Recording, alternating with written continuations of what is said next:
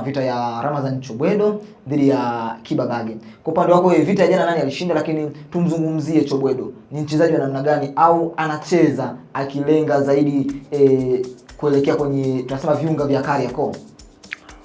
Kwanza kabisa Chobwedo bana, kama ulimfuatilia kwenye mechi nyingi ambazo anacheza akiwa na TRA, hata kabla ya kuwa TRA, kwa sababu nilikuwa namfuatilia kabla hata ya kuwa TRA, akiwa kabisa hapa Arusha, alikuwa na timu anachezea pale, alikuwa anaonyesha kabisa uwezo wake huu ambao naushuhudia. Hivi ashie kupita Ken Gold?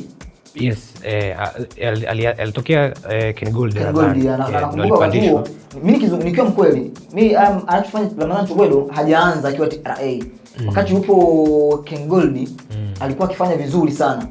Na watu wengi wakaonekana akasajiliwa huko. Sasa kwa mchezo hata wa kwanza ambao alicheza dhidi ya Simba akiwa na TRA, uliona namna ambavyo alikuwa anafanya mashambulizi. Licha ya kwamba timu yake ilipoteza, lakini bado ulikuwa unaona ana kasi kwenye kushambulia, alikuwa anafanya vizuri. Tulimshuhudia hata kwenye mechi ambayo alicheza dhidi ya Yanga. Staili yake ni hiyo. Kwanza ni mchezaji ambaye anapopewa mpira anahakikisha kabisa kwamba naweza nikafika pale kwenye eneo la mpinzani, ndio mimi nitaamua sasa nipige ama nitoe pasi. Ndio maana jana ulikuwa unaona pindi anapopewa mpira alikuwa anakimbia sana, na ni mchezaji ambaye ana nguvu, lakini pia ana uwezo wa kumiliki mpira, lakini pia kufanya mashambulizi. Sasa ndio aina ya mawinga ambao wanahitajika. Ndio maana umeona akipewa sifa sana, na hata ukiangalia kwenye mchezo wa jana hicho alichoona akifanya hata kwenye michezo mingine. Alikuwa akipewa mpira kwenye eneo la pembeni kule ambapo amepewa yeye pia.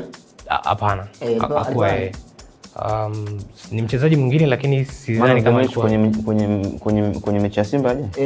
Ni beki wa TRA Nasri Kombo. Kwa hiyo ni winga ambaye kiukweli ni mzuri, ndio maana hautaacha kusikia akitamaniwa na hizi timu za Kariakoo kutokana na uwezo wake wa kufanya